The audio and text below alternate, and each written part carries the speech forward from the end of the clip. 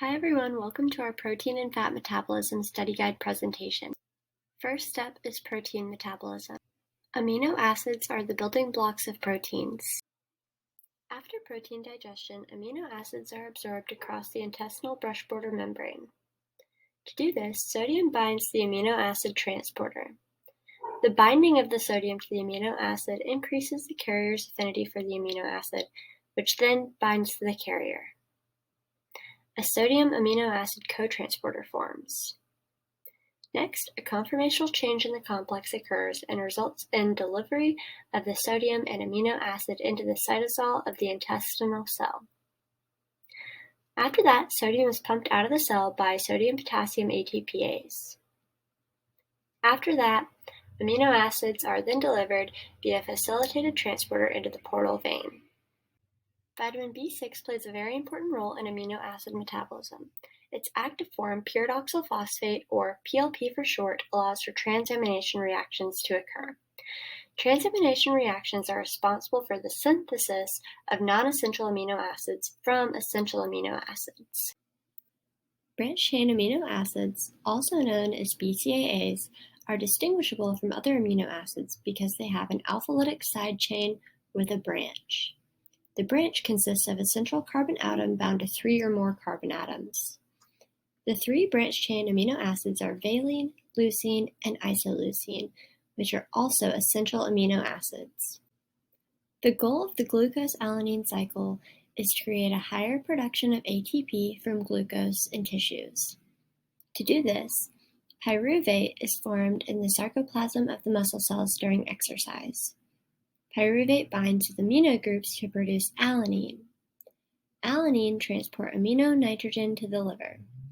From there, the carbon skeleton of alanine is converted to glucose in the liver. Phenylalanine, an essential amino acid, goes through a hydroxylation reaction in the liver to form tyrosine, a non-essential amino acid. Tyrosine is not normally recommended to be supplemented. However, in those with PKU or phenylketonuria, tyrosine becomes an essential amino acid because a low phenylalanine diet is recommended for that disorder. Cysteine is formed via the transsulfuration pathway. The transsulfuration pathway is a major route for the metabolism of sulfur-containing amino acids. The transsulfuration pathway entails the transfer of the sulfur atom of methionine to serine to yield cysteine. Nitrogen balance is a means to determine total body protein. This can be found by taking the difference between nitrogen consumed and nitrogen excreted. When there is a zero balance, everything is in homeostasis. Nitrogen intake equals nitrogen output. When there is a positive balance, intake of nitrogen is higher than output of nitrogen, which creates an anabolic environment, or a building environment.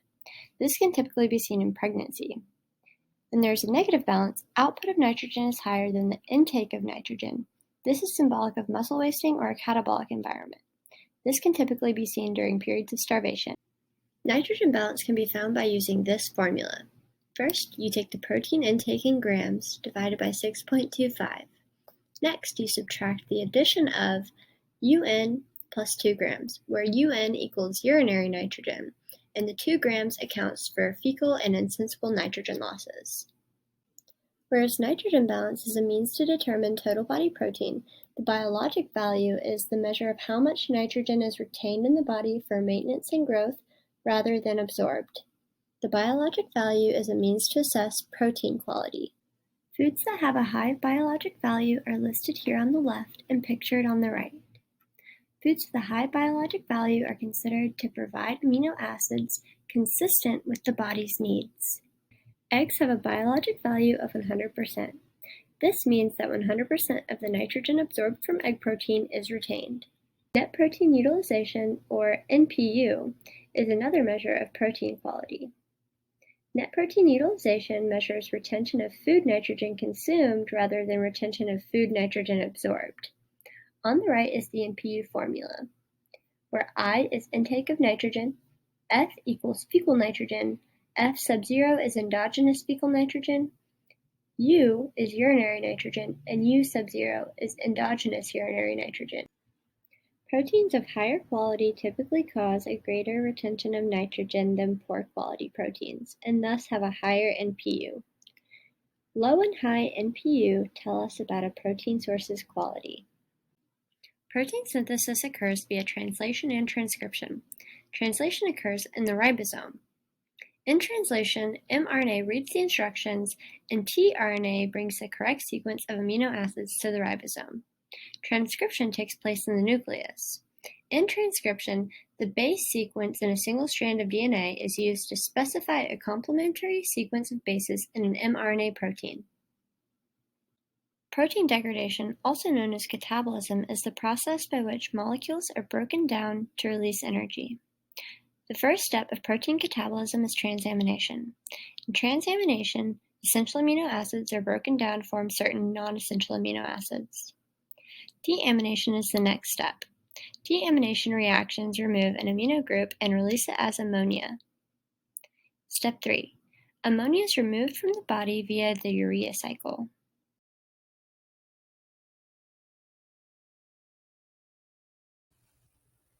As we know, fat digestion begins in the mouth, however, the majority occurs in the small intestine. During fat digestion in the mouth and stomach, some triacylglycerol molecules are converted into diacylglycerol. Once fat digestion moves past the mouth and the stomach, diacylglycerol molecules enter the small intestine, undergoing two phases, emulsification and enzymatic digestion. Emulsification begins with the breakdown of large fat globules into smaller micelles, which allows for further digestion by pancreatic lipase. The end products produced are monoacylglycerol molecules and fatty acids. After fat digestion, micelles and their digestive products, the monoacylglycerols and fatty acids, begin undergoing the process of fat absorption by interacting with the small intestine's brush border membrane and then entering the enterocyte.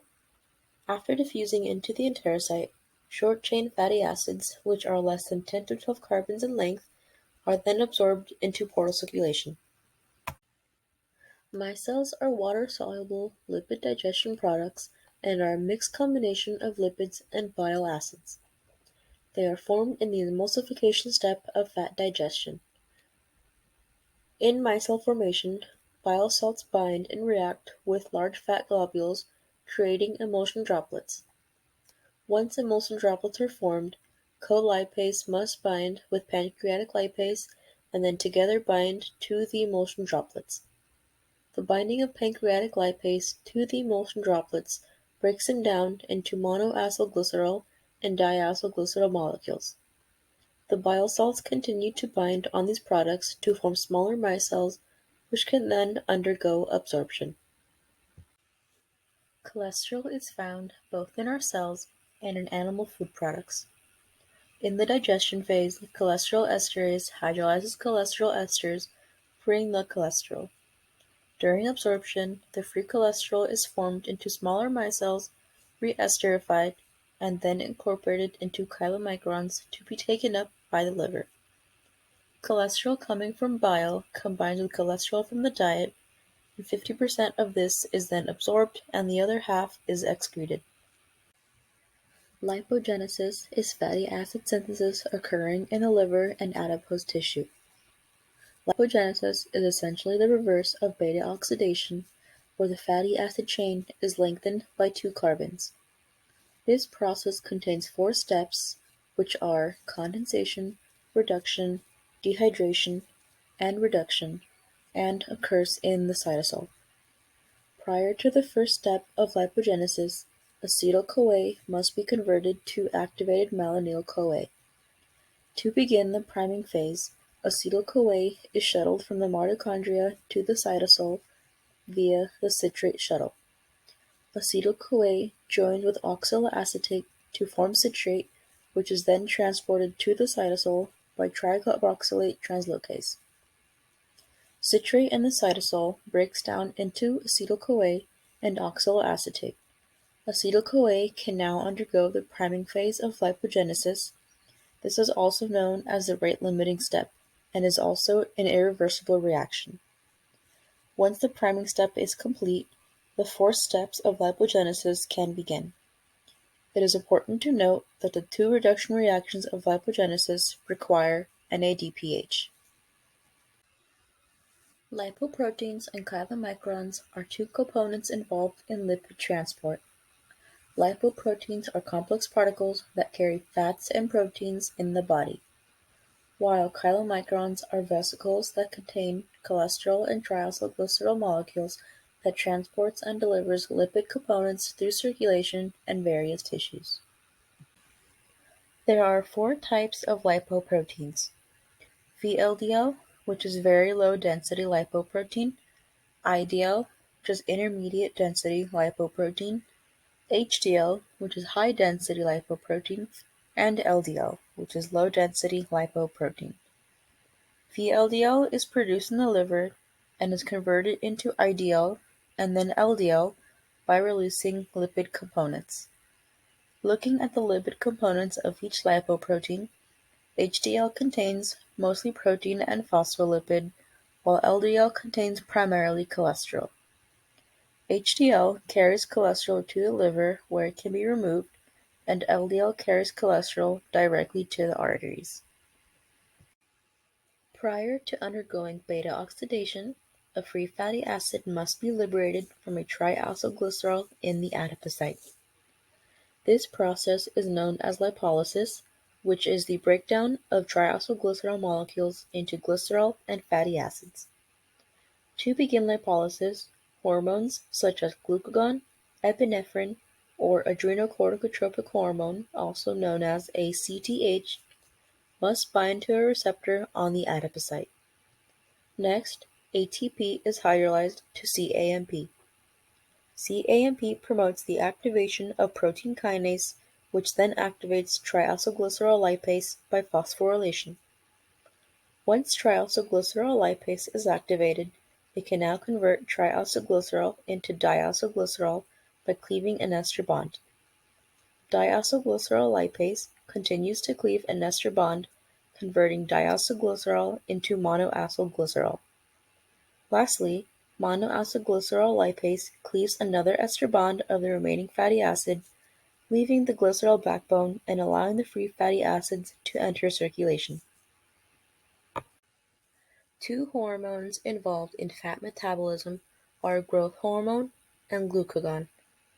Growth hormone is a hormone that is released from the pituitary gland and is involved in regulating postnatal growth and lipid metabolism. Glucagon is a hormone produced in the pancreas that helps control blood sugar and also stimulates hepatic beta oxidation and inhibits lipogenesis. Ketosis is a metabolic state when the body does not have a sufficient amount of carbohydrates to burn for energy, which is also known as an elevated level of ketone bodies. Fat is normally metabolized through the process of beta oxidation. Beta oxidation occurs in the mitochondria and metabolizes fatty acids by 2 carbon units. In the process of beta oxidation, there is a priming phase followed by 4 general steps. In the priming phase, a fatty acid is activated by coenzyme A and combined with carnitine to shuttle a fatty acid from the cytosol into the mitochondria. The steps of the priming phase are 1. Formation of fatty acyl-CoA, 2. Formation of fatty acylcarnitine, 3. The shuttling of fatty acylcarnitine entering the mitochondria, and 4. Formation of fatty acyl-CoA.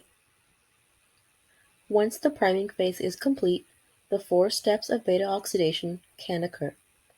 These 4 steps are oxidation, hydration, oxidation, and cleavage. Ketogenesis, also known as the formation of ketone bodies, is a process that is most active during prolonged fasting or starvation state or when consuming a very low carbohydrate diet. In ketogenesis, fatty acids are transformed into ketones. Ketogenesis takes place within the mitochondria in the liver. When glucose is unavailable to the cells, pyruvate cannot be formed by glycolysis for the citric acid cycle. This leads to a decreased availability of oxaloacetate. Decreased availability of oxaloacetate then leads to a decreased oxaloacetate traveling to the liver and leads to a backed-up supply of acetyl-CoA.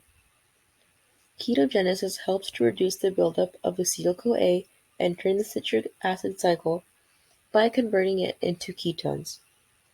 This conversion of ketones then leads to a buildup of ketone bodies.